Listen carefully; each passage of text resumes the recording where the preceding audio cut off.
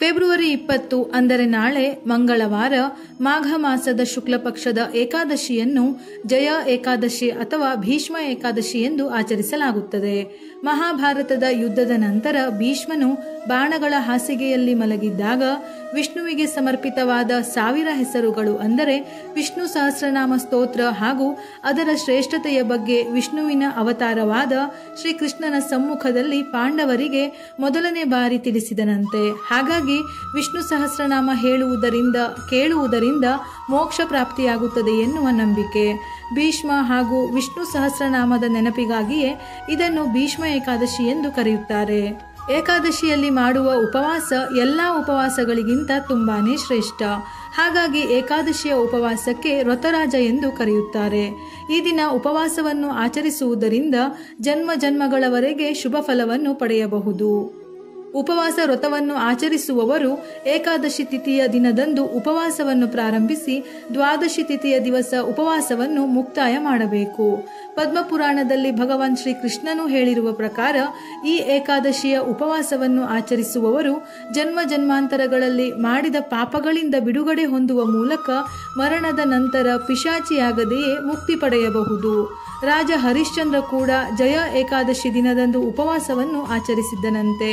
ಈ ದಿನವನ್ನು ತುಂಬಾ ಮಂಗಳಕರವೆಂದು ಹೇಳುತ್ತಾರೆ. ಅಲ್ಲದೆ ಬ್ರಹ್ಮ ಹತ್ಯ ಪಾಪಗಳಿಂದಲೂ ಕೂಡ ಮುಕ್ತಿ ಪಡೆಯಬಹುದು ಎಂದು ಭಗವಾನ್ ಶ್ರೀಕೃಷ್ಣನು ಯುಧಿಷ್ಠಿರನಿಗೆ ಈ ಉಪವಾಸದ ಬಗ್ಗೆ ಹೇಳಿದ್ದನು ಎಂದು ಪುರಾಣಗಳಲ್ಲಿ ಉಲ್ಲೇಖಿಸಲಾಗಿದೆ. ಹಾಗಾಗಿ ಭಕ್ತರು ಈ ಉಪವಾಸವನ್ನು ಸಂಪೂರ್ಣ ಭಕ್ತಿಯಿಂದ ಆಚರಿಸಿದರೆ ಯಾವುದೇ ರೀತಿಯ ನಕಾರಾತ್ಮಕ ಶಕ್ತಿಗಳಿಂದ ತೊಂದರೆಗಳು ಆಗುತ್ತಿದ್ದರೂ ಅದು ಸಂಪೂರ್ಣವಾಗಿ ನಿವಾರಣೆ ಆಗುತ್ತದೆ. ಈ ದಿನ ವಿಷ್ಣುವಿನ ಜೊತೆಗೆ ತಾಯಿ ಲಕ್ಷ್ಮೀ ದೇವಿಯನ್ನು ಆರಾಧಿಸಬೇಕು. ಈ ದಿನ ಸ್ನಾನದ ನಂತರ ದೇವರ ಮನೆಗೆ ಗಂಗಾಜಲ ಅಥವಾ ತುಳಸಿ ನೀರನ್ನು ಸಿಂಪಡಿಸಿ ಆನಂತರ ಪೂಜೆಯನ್ನು ಪ್ರಾರಂಭಿಸಬೇಕು. ವಿಷ್ಣುವಿಗೆ ಬಿಳಿ ಅಥವಾ ಹಳದಿ ಹೂವುಗಳಿಂದ ಅಲಂಕರಿಸಿದರೆ ಉತ್ತಮ. ಏಕಾದಶಿಯ ದಿನ ಯಾವುದೇ ರೀತಿಯ ವಿಶೇಷ ಪ್ರಸಾದವನ್ನು ತಯಾರಿಸುವುದಿಲ್ಲ.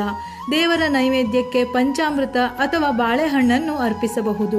ಆದರೆ ಪಂಚಾಮೃತಕ್ಕೆ ಒಂದಾದರೂ ತುಳಸಿ ದಳವನ್ನು ಸೇರಿಸಿ ದೇವರ ನೈವೇದ್ಯಕ್ಕೆ ಅರ್ಪಿಸಿ. ಏಕಾದಶಿಯ ದಿನ ತುಳಸಿಯನ್ನು ಕೀಳಬಾರದು. ಆದರೆ ವಿಷ್ಣುವಿನ ಪ್ರತಿಯೊಂದು ಪೂಜೆ ಪುನಸ್ಕಾರಗಳಲ್ಲಿ ತುಳಸಿ ದಳ ಇಲ್ಲವೆಂದರೆ ಅಪೂರ್ಣವೆಂದು ಹೇಳುತ್ತಾರೆ. ಹಾಗಾಗಿ ಏಕಾದಶಿಯ ಹಿಂದಿನ ದಿನವೇ ತುಳಸಿಯನ್ನು ಕೀಳಬೇಕು.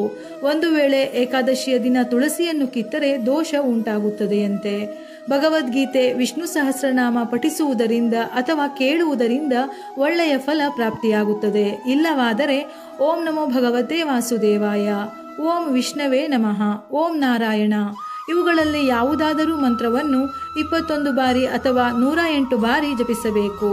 ಈ ದಿನ ಸಂಜೆ ತಾಯಿ ತುಳಸಿಗೆ ತುಪ್ಪದ ದೀಪವನ್ನು ತಪ್ಪದೆ ಬೆಳಗಿ.